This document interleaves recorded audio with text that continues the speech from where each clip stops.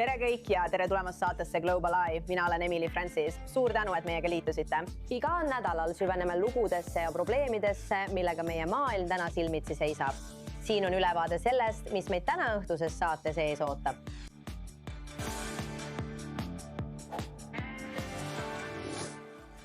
Tehisintellekti hiiglased valmistuvad börsile minekuks, kui suurte platvormide nagu OpenAI väärtus läheneb $1 triljonile. Kas tehisintellekt seidab pikaajalise edulainel või võib sellest saada järgmine .com-mull, mis ähvardab lõhkeda? Kas LinkedIni professionaalne suhtlusplatvorm on muutumas lähtepunktiks Hiina salajastele agentidele, kes otsivad valitsuse ja sõjaväetöötajaid, et nad avaldaksid riigi saladusi? Milline suurriik saab esimeseks riigiks, kes teeb populaarse kaalulangetusravimi Ozempic kättesaadavaks ka neile, kellel pole palju raha?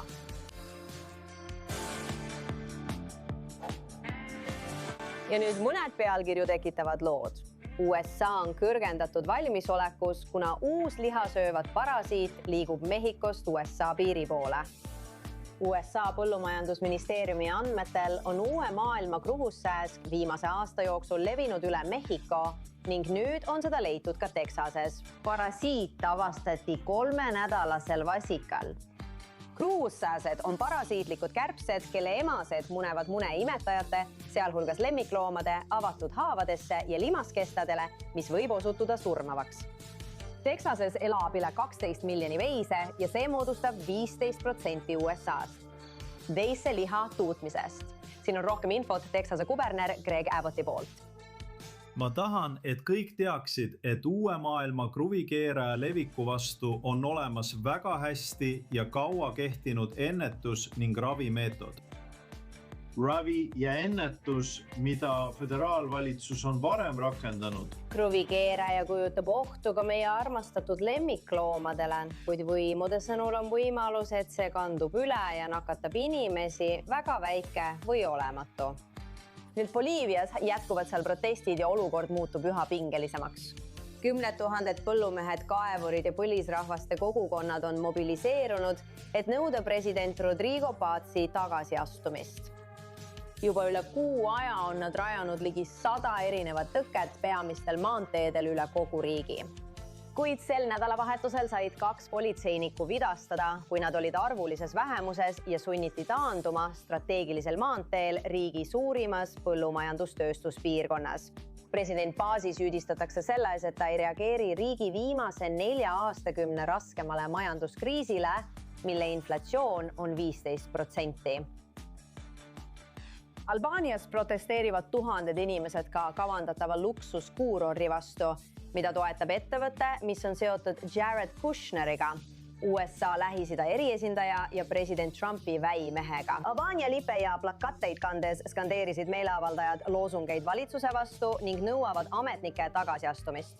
$1,6 miljardi suuruse projekti tõttu. Rannikust eemal asuval saarel, mis asub kaitstud märgalade kõrval ja kus elavad igasugused loomad nagu flamingod, hülged ja merikilpkonnad. Ja see on ka koht, kus nad pesitsevad. Me kõik oleme koos väljas, kaitseme oma riiki, oma maad ja mina kaitsen oma lapsi, et neil oleks pärast 20 aastat õnnelik elu. Ja ma ei tea, nii et me loodame, et see lõpeb kõigi jaoks hästi. Veidi üle 2 ruutmiili suurune saar on umbes 2 korda suurem kui New Yorgi Central Park. Kuid selle praeguse ettepaneku kohaselt arendatakse ainult osa maa-alast, vähemalt arendusega seotud ametnike sõnul. Nüüd pöördume Aasia poole. Lõuna-Korea president valis liigi peaministriks ettevõtluse ja idufirmade ministri. Kui parlament selle heaks kiidab, saab Hannist esimene naissoost peaminister viimase 20 aasta jooksul. Ja kui tema valitakse, eeldatakse, et ta juhib riigi tehisintellekti pööret, mis oleks Lõuna-Korea majanduskasvu jaoks palju tõotav. Ja nüüd oleme jõudnud tippu.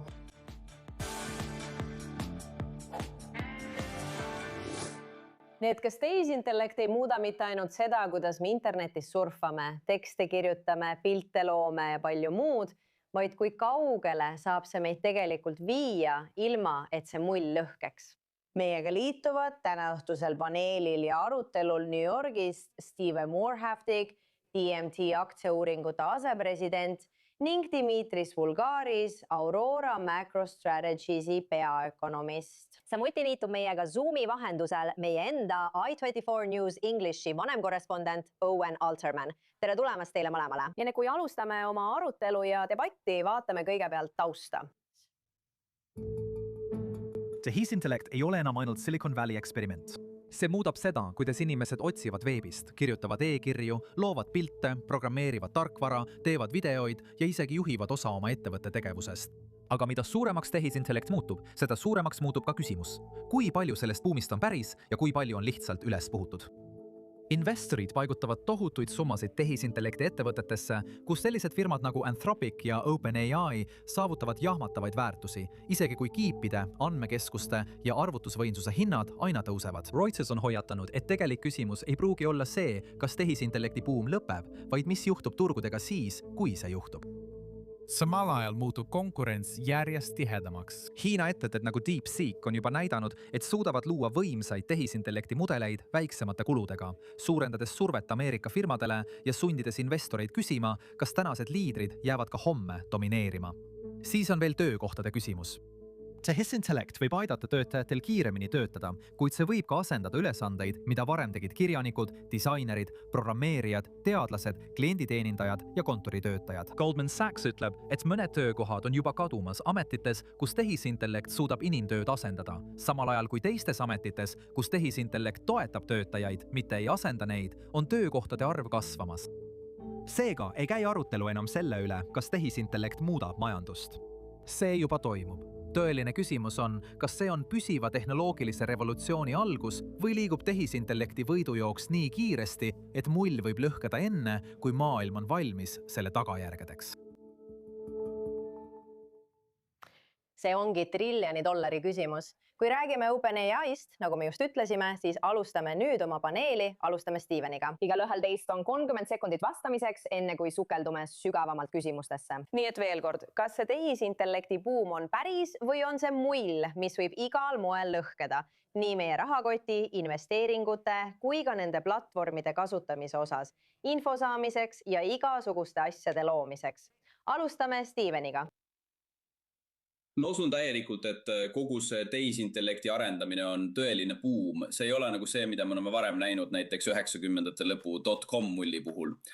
Ma arvan, et see on tõesti 4. tööstusrevolutsiooni algusjärgus. Põhjus, miks ma seda usun, on see, et ettevõtetel, kes investeerivad sellesse tehisintellekti tehnoloogiasse, on väga tugevad bilansid ja väga tugev vaba rahavoo profiil. Ma arvan, et see on natuke erinev .com mullist, kus seda toetasid kõrge rahakuluga varajase staadiumi sidufirmad, mis tegelikult toitsid .com mulli. Ja ma arvan, et me oleme endiselt tehisintellekti revolutsiooni väga varajases staadiumis, mis toimub otse meie silme all. Hästi, ja Dimitris, mida sina arvad? Kas oled nõus või mitte? Ma arvan, et selle tehnoloogilise revolutsiooni huvitav asi, nagu iga teisegi tehnoloogilise revolutsiooni puhul, on see, et see võib olla mõlemat. See võib olla nii päris kui ka mull. Raudteed 19. sajandi lõpus olid väga reaalne tehnoloogia. Inimesed sõidavad siiani rongidega. Need põhjustasid ka finantsmulli.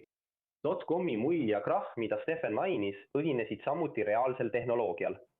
Me kõik kasutame täna internetti, aga sellega kaasnes ka mull. Nii et see võib olla mõlemat. See võib pikas perspektiivis olla murranguline ja samas lühiajaliselt põhjustada kõrgeid väärtustamisi.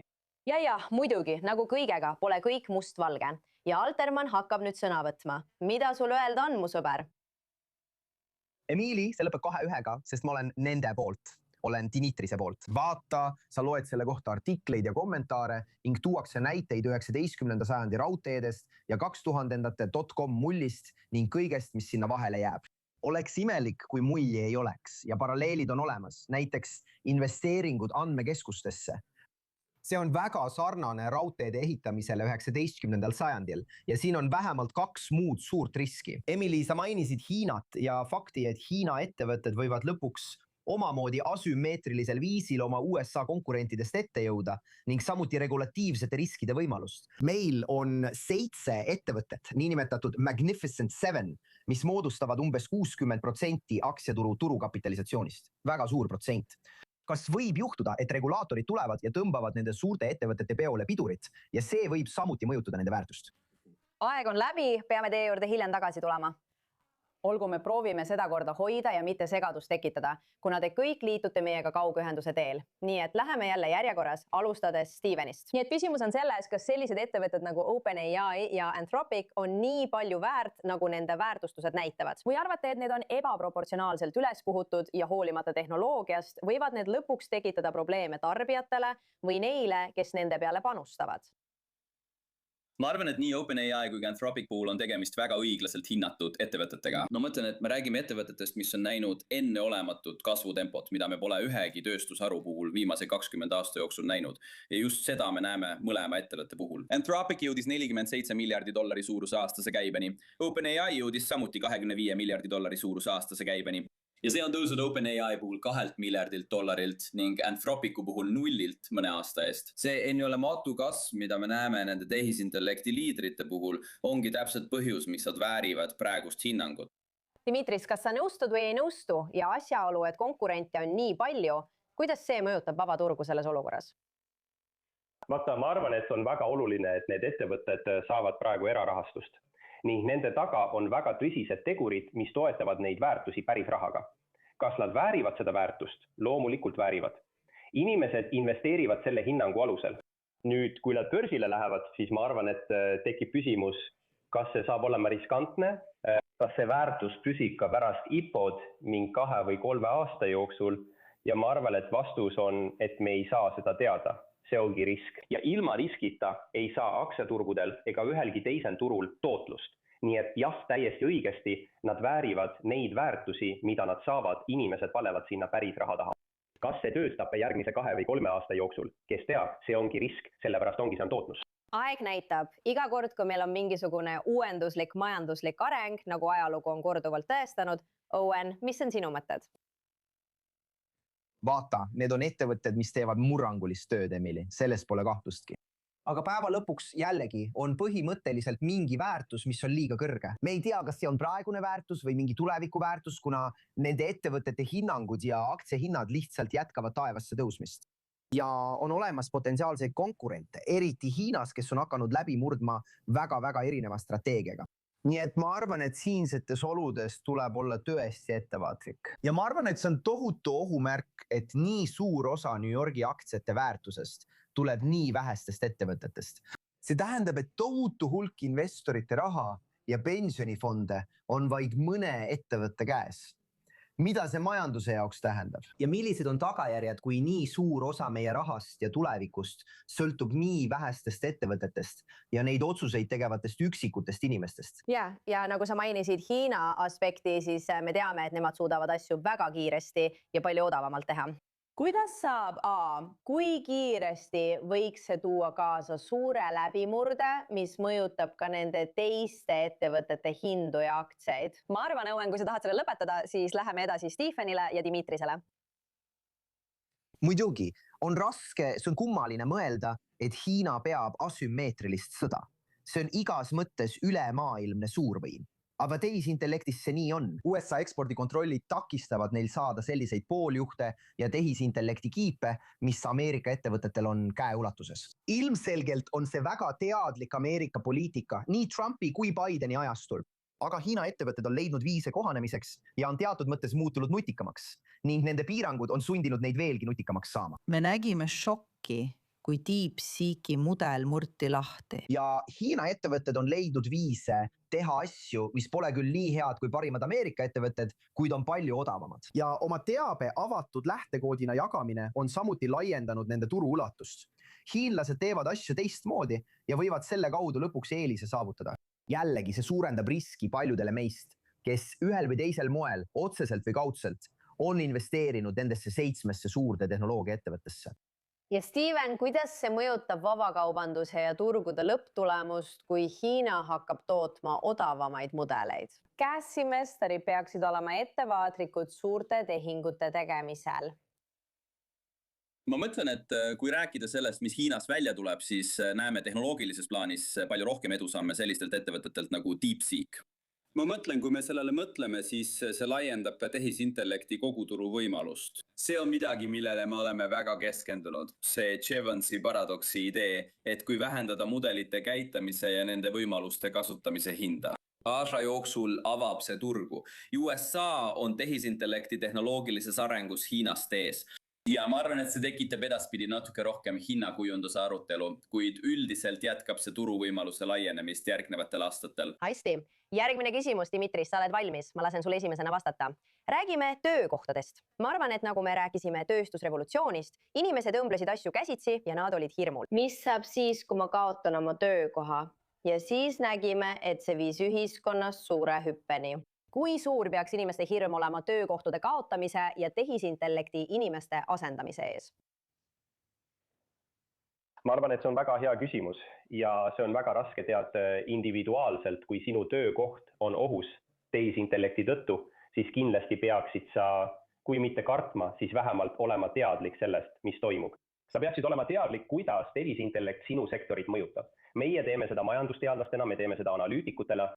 Ja ma arvan, et kõik peaksid olema väga teadlikud sellest, kuidas tehisintellekt neid mõjutab ning neil peaks olema plaan. Makromajanduslikul tasandil tead, sa mainisid tekstiilitööstust.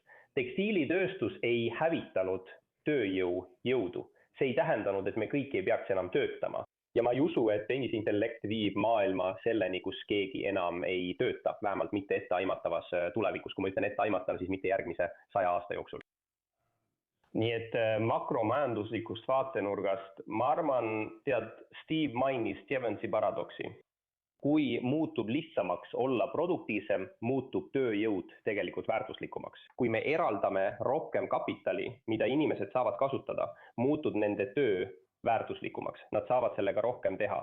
Nad saavad teha sellega produktiivsemaid ja ka huvitavamaid asju. Nii et ma arvan, et siin on ka optimistlik väljavaade. Inimestel jääb vähem igavaid ülesandeid teha ja palju rohkem põnevaid asju, millega pühendunud inimesed saavad tegeleda. Ja ma mõtlen, et kindlasti on olemas tõhususe aspekt nende tööriistade puhul, mida tehisintellektiga saab teha. Kas sa arvad, et see võib viia ka rohkemate ettevõtjate ja loovamate vaatenurkadeni nende inimeste seas, kellel on tavalised igavad töökohad, mida tehisintellekt võib asendada? Võib-olla toob see kaasa rohkem arenguid. Mis sa arvad, Owen? Kas tahad sellele esimesena vastata? Muidugi, mulle meeldib Jevonsi paradoks. Ma sattusin selle peale alles mõned nädalad tagasi ja see on lihtsalt geniaalne. Emily põhimõtteliselt ütleb see, et võta näiteks graafiline disain. Enne OpenAI'd ja enne neid ettevõtteid pidid sa maksma graafilisele disainerile, et ta teeks sulle logo millegi jaoks, mida sa korraldasid. Nüüd saad minna vestlusroboti juurde, ma tegin seda ise mõned kuud tagasi, anda talle juhised ja ta loob sulle logo, räägid temaga mõned minutid ja saad selle sisuliselt tasuta kätte.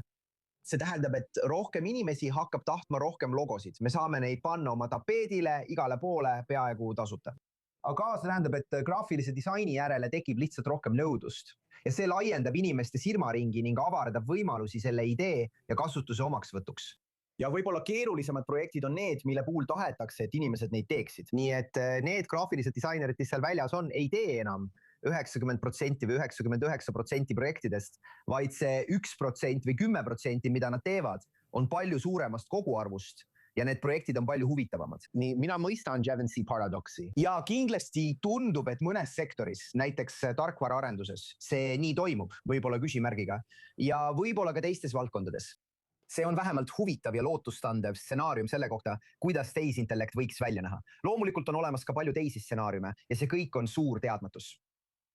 Steven, mis on sinu reaktsioon? Kas inimesed muutuvad loomingulisemaks ja teevad võib-olla asju, mis neile rohkem meeldivad kui nende igapäevatöö, mida tehisintellekt suudab teha? Ma olen täiesti nõus sellega, mis juba öeldud on. Kui me mõtleme mõnedele edusammudele, mis nendest töödest tulevad, siis need saavad olema järk-järgulised. Ja me ei suuda isegi täpselt hinnata, milline see pikaajaline mõju saab olema.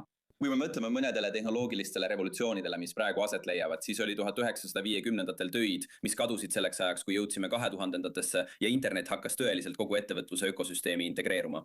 Ja me võime oodata sama asja ka nüüd. Tehisintellekti revolutsiooni käigus luuakse rohkem töökohti kui neid, mis kaovad. Kuid praegu kaovad just need töökohtad, mis on algtaseme ja madalama taseme töökohad. Aga see avab võimalusi hakata liikuma ülespoole ja võtta ette kõrgema kvalifikatsiooniga töid ning püüelda töökohtade poole, mis pakuvad palju rohkem väärtust. Räägime ka valitsuse regulatsioonidest, kuidas need mõjutavad mitte ainult tehisintellekti sellisena, nagu me seda tunneme, vaid ka selle väärtust ja majanduslikku poolt. Ja ma tahaksin lisada ka seda, et paljusid aktsiaid kaubeldakse nüüd tehisintellekti abil, mitte enam börsimaaklerite või inimeste otsuste põhjal. Kas see võib samuti olla üks tegur? Ma mõtlen, et see on kindlasti tegur, mis mõjutab kogu tehisintellekti ülesehitust ja arengut. Ma mõtlen, et valitsuse regulatsioon ei kao kuhugi, aga ei saa ka üle reguleerida, nagu me oleme Euroopas näinud. Nad elavad sisuliselt kiviajas, kui me räägime tehisintellekti revolutsioonist. See on tõesti nagu USA versus Hiina selles tehisintellekti ülesehituses, mis praegu toimub, aga sa ei saa reguleerida tervet tööstust ja suunda, kuhu see tegelikult liigub, sest sellisel juhul kaotame lihtsalt tehisintellekti võidurelvastumise, mis praegu Hiinada toimub. See on tõesti hea küsimus, mille üle paljud regulaatorid peaksid mõtlema, et mitte üle reguleerida.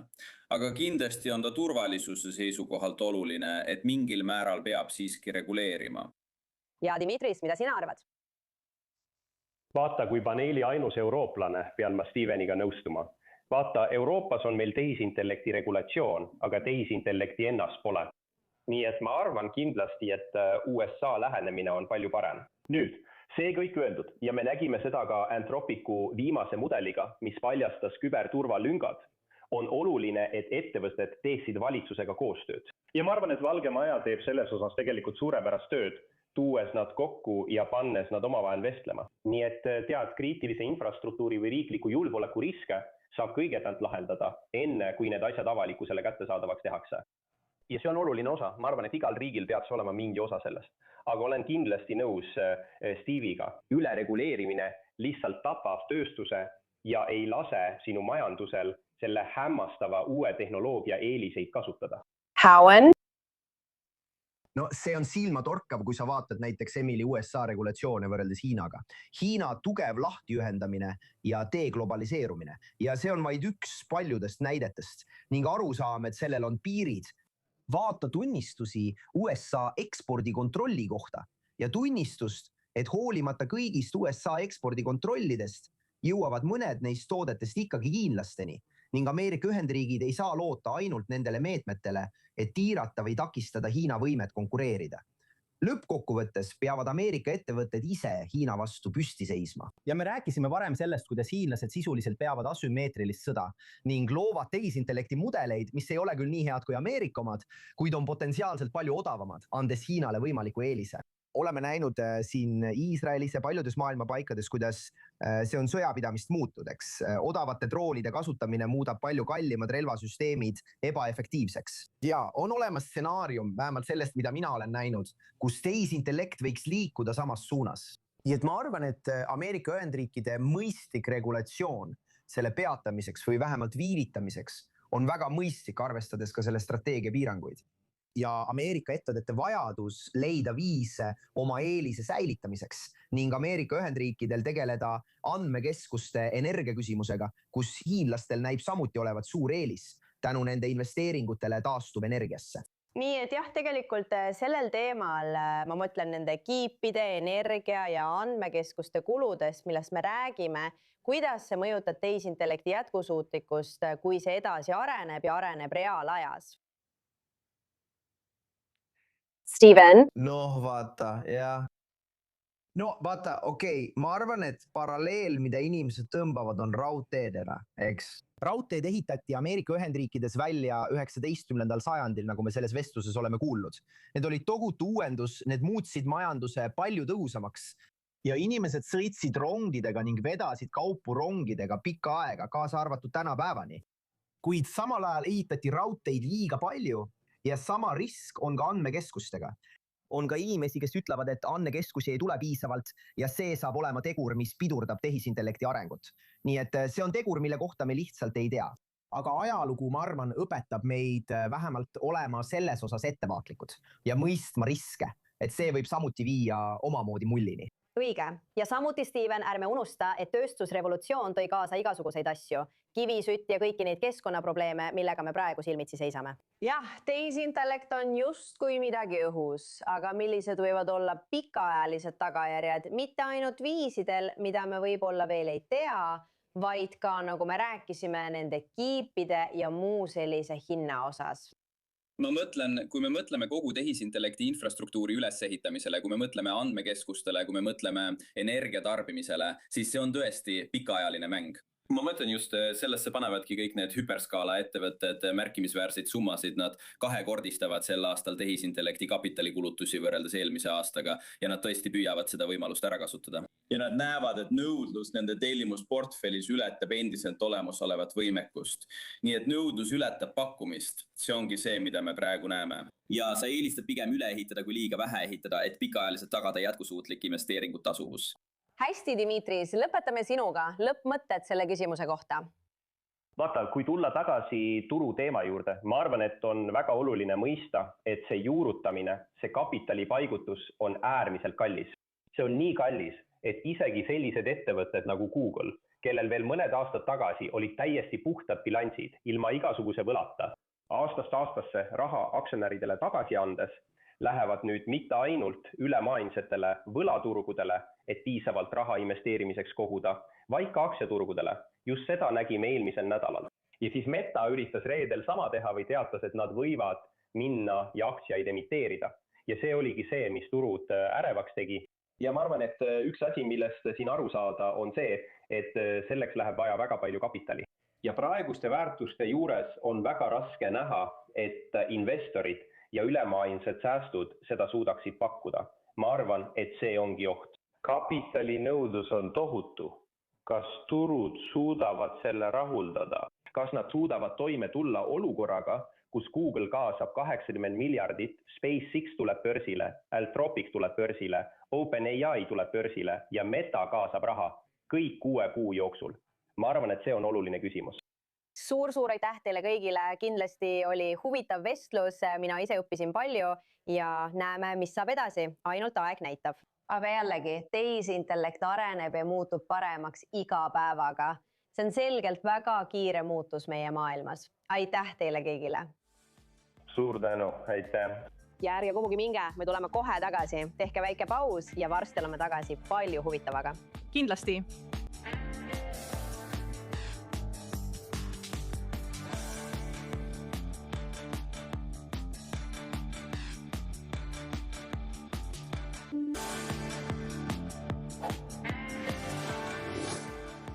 Tere tulemast tagasi saatesse Global Eye. Nüüd muudest uudistest. Kuigi Hiina ja Põhja-Korea jagavad peaaegu 1450 kilomeetri pikkust piiri, pole Hiina liider 7 aasta jooksul Põhja-Koread külastanud. Põhja-Korea juht Kim Jong-un võõrustab sel nädalal Hiina presidenti Xi Jinpingi 2-päevasel visiidil. Nad arutavad mitmeid teemasid, sealhulgas turismi ja sõjalist koostööd. Suhted on aastate jooksul olnud pingelised, kuna Hiina on kutsunud Kim Jong-uni üles loobuma tuumaprogrammist. Kuid eelmisel nädalal kutsus Põhja-Korea juht üles riigi tuumaarsenali eksponentsiaalsele laiendamisele. Samamoodi on Põhja-Korea olnud ettevaatlik, et mitte muutuda liiga sõltuvaks Hiinast, mis on maailma suuruselt teine majandus. Somaalias on julgeolekujõud suutnud taastada korra riigi pealinnas Mogadishus. Valitsusväed on olnud kokkupõrgetes opositsioonipoliitikutega seotud relvarühmitustega.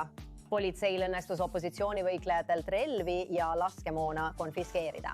Vägivald puhkes enne kavandatud proteste, mis olid seotud president Hassan Sheikh Mohamudi otsusega jääda ametisse pärast tema ametiaja lõppemist eelmisel kuul.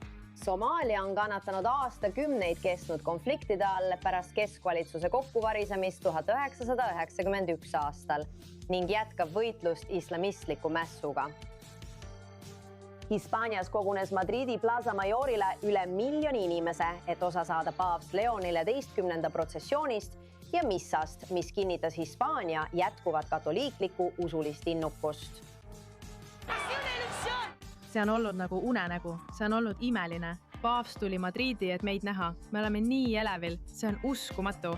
Mu süda põksub ausalt öeldes, see on imeline, see tõesti juhtus. Sa nägid seda otse meie kõrval. Nagu näete, tulid noored tõesti massiliselt kohale.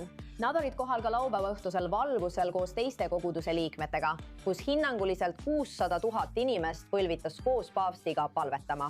See näitab selle põlvkonna uut huvi hoolimata Hispaania praegusest sotsialistlikust valitsusest. Nepaalis jõudis ajalooliselt 1000 inimest Mount Everesti tippu, tees sellest kõigi aegade kõige rahvarohkema hooaja. Siiski osutus maailma tipu poole viiv kitsaskoht ohtlikuks, kuna tohutu liustiku jääkamakas blokeeris tee, mis viivitas inimeste tipu jõudmist ja oleks võinud olla väga surmav.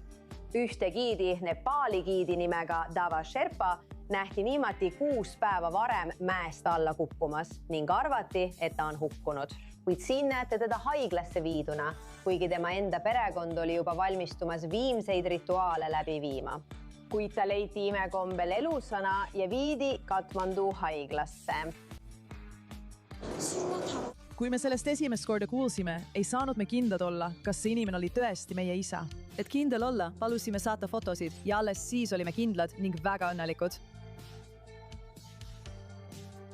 Dava Sherpa ütleb, et ta lihtsalt sai hapnik otsa ja ta jäi laskumisel maha, valmistudes isegi ise surmaks, kuigi kogu nende kultuur pühendab oma elu sherpadeks olemisele.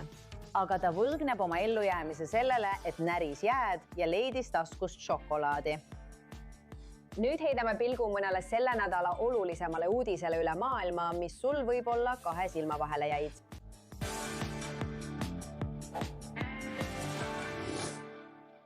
LinkedIn, mida tuntakse äri- ja võrgustiku sotsiaalmeedia platvormina, mitte valitsuse saladuste jagamise tööriistana.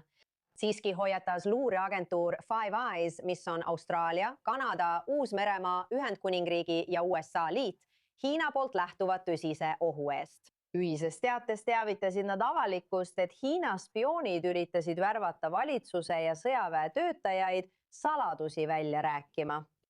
Kuidas see sai juhtuda? Noh, meil on ees tõsised küsimused. Ja meiega on otse-eetris liitunud endine CIA salajaste operatsioonide ohvitser Michael Baker. Tere ja aitäh, et olete siin, Michael. Muidugi, aitäh. Kõigepealt, see on väga hirmutav mõte. Paljud inimesed kasutavad LinkedIni. Kui kaua arvatakse, et need spioonid üritasid hankida luureandmeid ja saladusi? Tõenäoliselt ausalt öeldes alates sellest ajast, kui LinkedIn on tegutsenud. See pole midagi uut. Teate ju, et Hiina luureaparaat, olgu see siis riikliku julgeolekuministeerium või rahvavabastusarmee luureüksused, kasutavad kõike, mis neile kättesaadav on, eks? Ja nad on tõestanud end tõenäoliselt kõige agressiivsemate toimepanijatena, kuidas iganes me seda nimetada tahame, spionaaž, majandusspionaaž, küberpahandused. Nii et LinkedIni kasutamine on lihtsalt veel üks tööriist nende tööriistakastis nii-öelda. Nii et kuidas nad seda siis kasutasid? Jällegi, kui keegi küsiks minult LinkedInis isiklikku küsimust minu töö kohta, oleksin ma kahtlustav. Ja mina ei ole sugugi keegi, kellel oleks ligipääs riigisaladustele. See on väga hea küsimus, aga tegelikkuses on asi meetodis, vabandust. Ma ei ole tuntud oma keeruliste sõnade poolest. See pole kunagi tegelikult muutunud. Mis on muutunud, on tehnoloogia. Ja see on võimaldanud luureteenistustel tegutseda erinevatel liisidel. Aga mida ma selle all mõtlen on see, et enne näiteks internetti, eks ole, Hiina luureoperatiivtöötajad ilmusid mõnele konverentsile kusagil maailmas või akadeemilisele üritusele või seminarile. Ja nad otsisid seal osalejate seast huvipakkuvaid isikuid. Ja kes need on?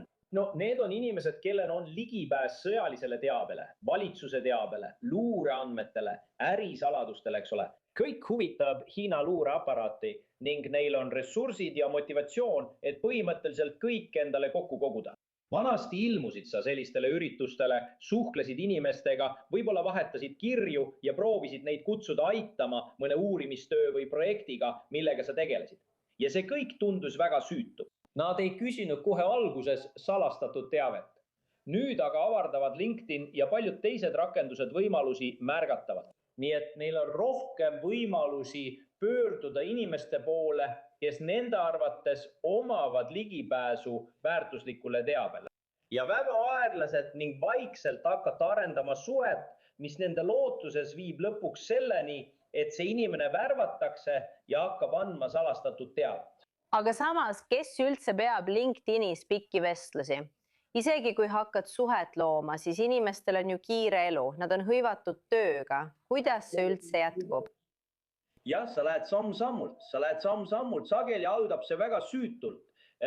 Ma lugesin sinu avaldatud artiklit või teadustööd või mida iganes, kui tegemist on akadeemilise või teadusuuringute spetsialistiga, ja siis tead, see hakkab sealt vaikselt edasi arenema. Ja siis püüad luua püsivamat kontakti. Kas me võiksime vahetada kontaktandmeid? Ja ma saadan sulle mõned e-kirjad või tead, ma töötan selle artikli kallal ja olen selle teema juures tõesti ummikus. Kas on kuidagi võimalik, et saaksid aidata? Ja võib-olla järgmine kord, kui see võimalus avaneb, võiksin ma sulle isegi väikese stipendiumi või natuke raha anda, et sind tänada.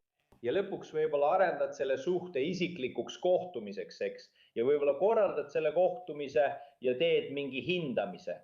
Võib-olla annad selle inimese siis edasi kellelegi, kes on luureoperatsioonis järgmises etapis. Ja järsku tead, see, mida sa teed, on see, et otsid inimesi, kes on valmis seda teed alustama.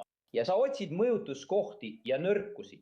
Ja sa otsid võimalusi. Ja kui sa oled nad õnge võtnud, ehk kui nad annavad sulle mingit infot, isegi kui see alguses tundub süütu, siis luureametniku vaatenurgast on nad nüüd juba õnge läinud. Nüüd sa hakkad neid endaga kaasa tõmbama.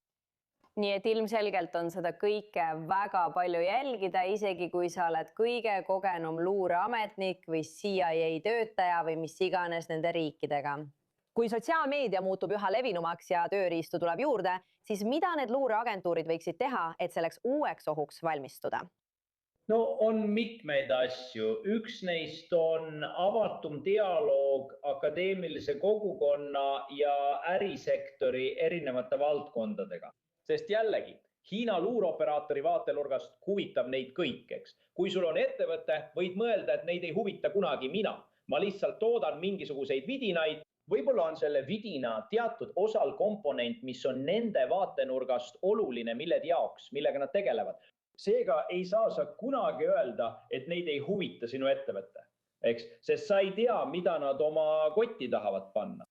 Seega pead sa pidama dialoogi, sa pead selgitama, mis toimub. Ja osaliselt sellepärast nad avaldavadki sellise hinnangu, kus räägitakse LinkedInist. Nad peavad inimesi teavitama ja harima, kuidas olla natuke küünilisem, kui nende poole pöördutakse.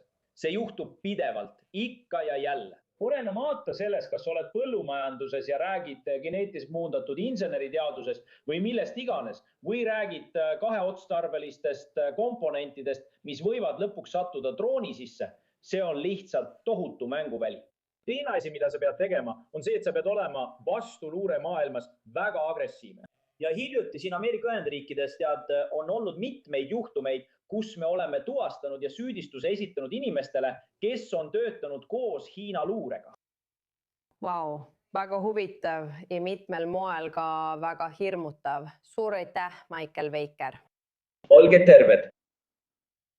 Ainult Ameerika Ühendriikides ja Kanadas on iga 8. täiskasvanu kasutanud kaalulangetusravimit Ozempic. Kuid paljude jaoks on see olnud liiga kallis, kuna jaehind võib ulatuda kuni $1000 kuus. Kuid eelmisel kuul, mai lõpus, sai Kanada esimeseks G7 riigiks, kes kiitis heaks selle süsti geneerilise retseptiravimi, mida manustatakse kord kuus, nagu ma ütlesin, ja mis jõuab apteekidesse juba varsti. Meiega liitud nüüd Atlantas doktor Julian Kavanagh, Emory ülikooli meditsiinikooli neuroloogia abiprofessor ja CBC Radio Kanada meditsiinikorrespondent. Aitäh, et olete siin. Tere pärastlõunat! Alustuseks palun andke meile ülevaade. Me teame, et see on suur trend, suur laine. Ozempic ja teised sarnased ravimid on olnud kasutusel ka diabeediraviks. Ja arvestades nii paljusid regulatiivseid asutusi, kuidas on võimalik, et seda ravimit saab nüüd järsku lihtsalt välja kirjutada inimestele, kes tahavad kaalu langetada, kuigi inimesed on aastakümneid ja sadu otsinud kiiret lahendust? Ja, see on sellepärast, et Ozempic ei ole tegelikult diabeediravim.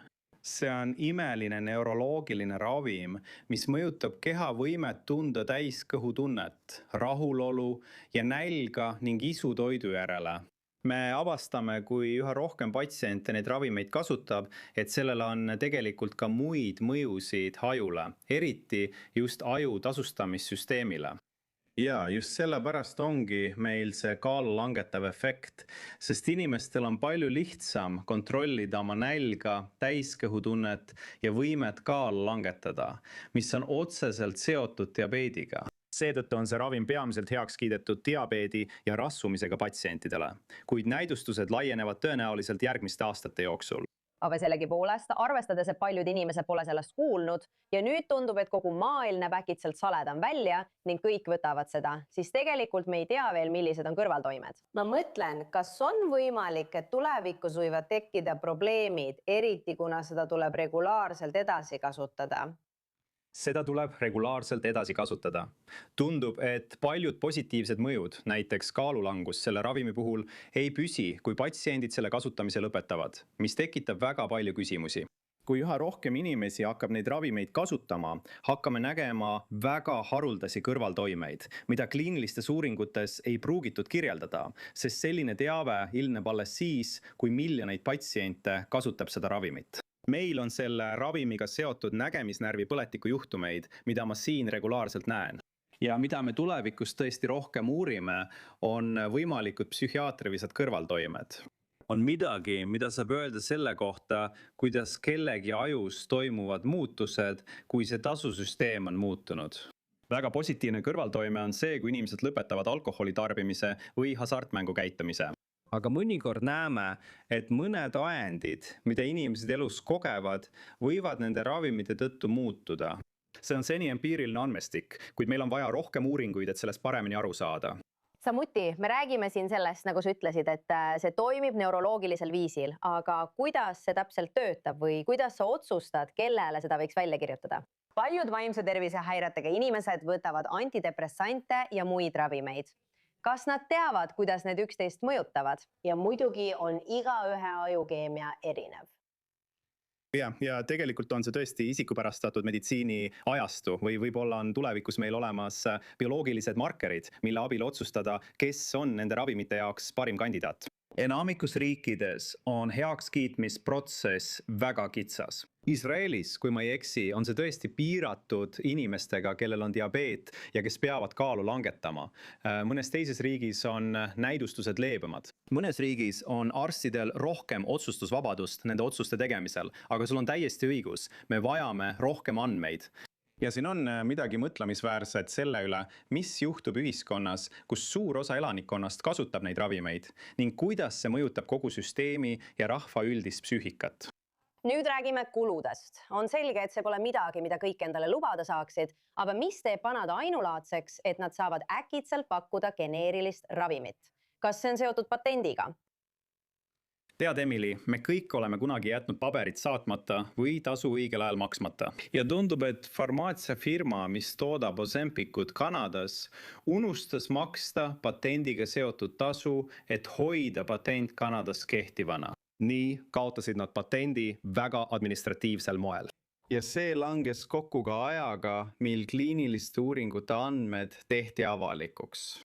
See kõik tähendab seda, et nüüd Kanadas on geneeriliste ravimite tootjatel võimalik mitte ainult ravimit toota, vaid ka tõestada selle tõhusust ja ohutust nende andmete põhjal, mille teised farmaatsiaettevõtted on varem kogunud. Nad ei pea neid uuringuid kordama, et turule pääseda. See ongi põhjus, miks need geneeriliste ravimite tootjad saavad Kanadas geneerilist Ozempicut palju odavamalt toota.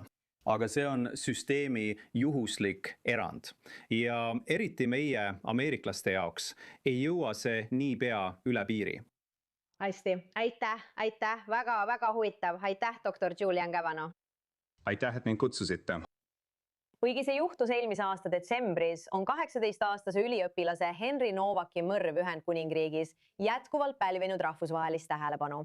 Novak pussitati Southamptonis surnuks Vikram Tigve poolt, kes väitis, et Novak solvas teda rassiliselt ja et ta tegutses enesekaitseks. Kuid uued muret tekitavad kehakaamera salvestised heidavad uut valgust sellele, kuidas politsei kuriteopaigal uurimist läbi viis. Meiega liitub nüüd Londonist ajakirjanik Noah Hoffman, ajakirja The Spectator poliitiline korrespondent. Aitäh, et olete siin, Noah.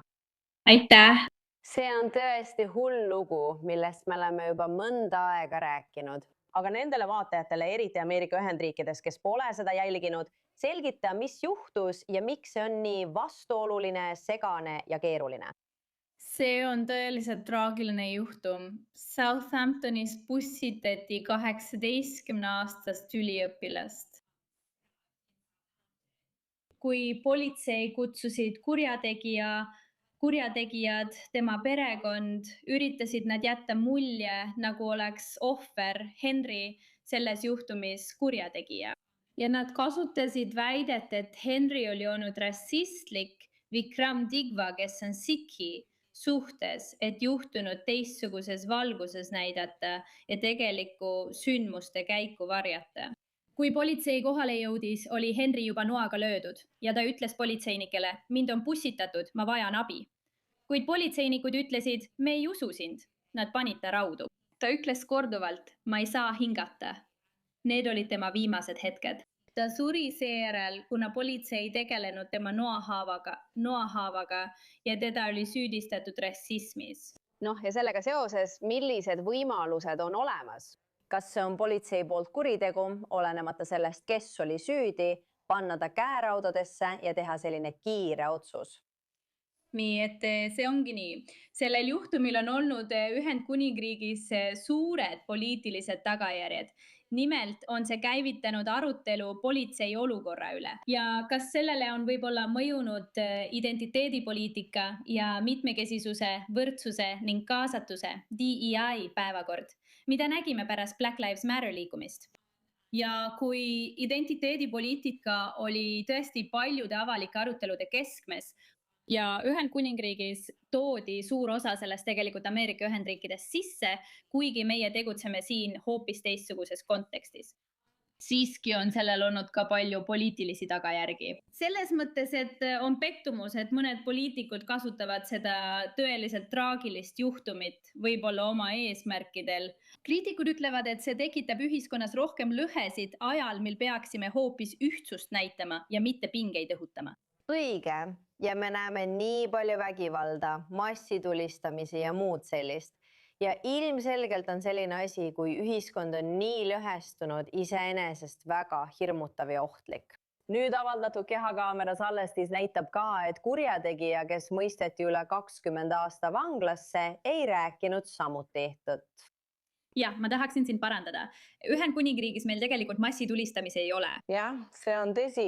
Meil on väga head relvaseadused, mis hoiavad meid selles osas turvalisena, kuid siiski on meil probleeme noakuritegevusega. Ja see oli veel üks näide sellest, nii et on olnud palju arutelu selle üle, kas sikhidele lubatud religioossed tseremoniaalsed nuga kirpaani peaks olema keelatud kaasas kanda.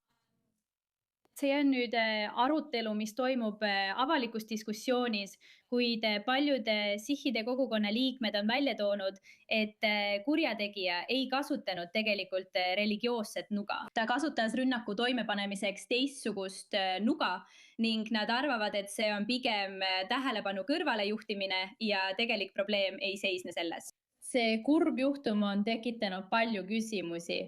Räägime asepresident J.D. Vance'ist, keda tuntakse isolatsionistina, kuid kellele meeldib kommenteerida immigratsiooniteemasid. Ta sekkus ja süüdistas selles migrante, kuigi tegemist oli Ühendkuningriigi kodanikuga. Kas oli sobimatu, et asepresident Vance sekkus ja midagi ütles? Ja millised on tagajärjed Ühendkuningriigi poliitilistes ringkondades? Ma arvan, et enamik inimesi siin on ühel meelel, et tema sekkumine oli üsna naeruväärne. Ja võib-olla arvatakse, et ta peaks enne teiste asjadega tegelemist omaenda asjad korda ajama ja targutama teiste riikide üle ning sekkuma siseküsimustesse.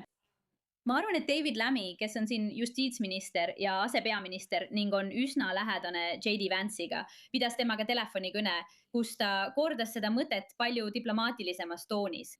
Nagu sa ütlesid, oli toimepanija Briti päritolu, ta sündis siin. Ühendkuningriigis on olnud palju probleeme massilise rändega ja nende tagajärgede üle tuleb palju arutleda, aga see mees ei olnud immigrant. Seega tema sekkumist ei võetud siin paljude inimeste poolt hästi vastu. Hästi, suur tänu, ajakirjanik Noah Hoffman, ajakirja The Spectator poliitikakorrespondent.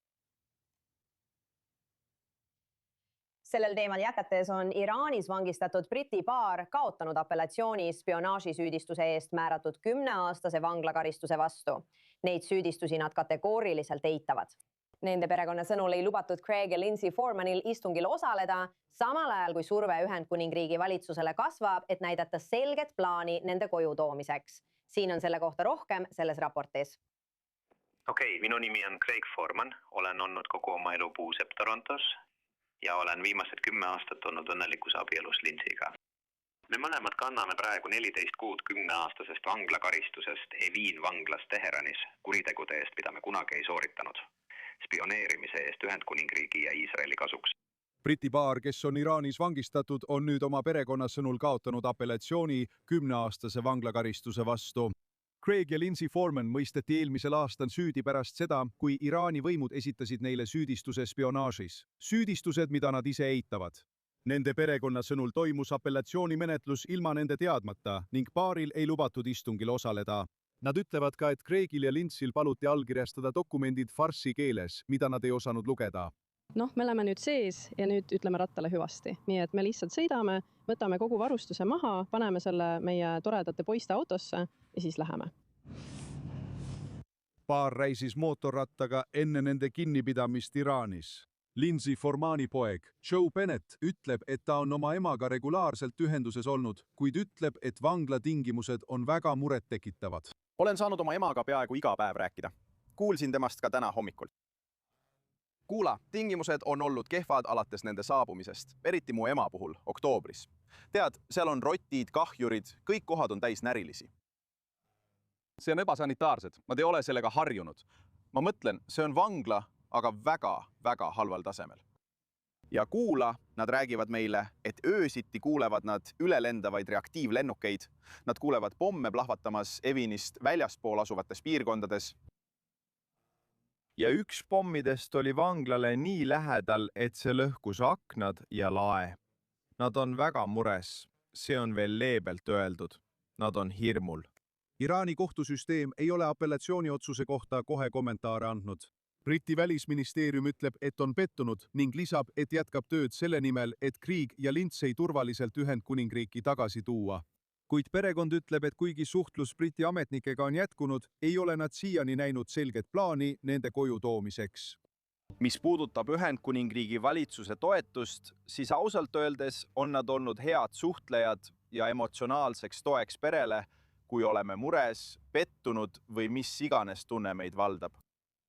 Toetuse osas on nad neile võimaldanud konsulaarjuurdepääsu. Aga sellest on möödas juba 3 kuud tead, kui nad viimati said konsulaarjuurdepääsu. Meie jaoks kõige olulisem toetus on nende plaan tuua mu vanemad koju. Ja hetkel ei ole me näinud mingit plaani, strateegiat ega muutust selles osas. Kui aus olla, siis toetus on olnud minimaalne. Briti valitsus on varem nimetanud Foremani karistust täiesti põhjendamatuks. Kuid pärast ebaõnnestunud apellatsiooni ütleb nende perekond, et juhtum on jõudnud veelgi pakilisemasse etappi, kuna paar on endiselt vanglas, eitab endiselt süüdistusi ja ootab endiselt väljapääsu. Ja enne kui hüvasti jätame, saame korraks hinge tõmmata. Jällegi on pandadiplomaatia tähelepanu keskpunktis, kuna igasuguseid pandasid peetakse Hiina riigi omandiks, isegi siis, kui neid laenutatakse loomaaedadele ja uurimisasutustele üle kogu maailma. Nüüd on 2 pandad Hiina Shanghai loomaaias turvaliselt saabunud Taipei loomaaeda suure pidulikkuse ja tseremooniaga. Kuigi nad on 6 aega karantiinis, vabastatakse nad siiski külastajatele ja pealtvaatajatele vaatamiseks. Nad on väikest tõugu nagu näha, meenutavad nad pesukarusid ning on peaaegu väljasuremisohus.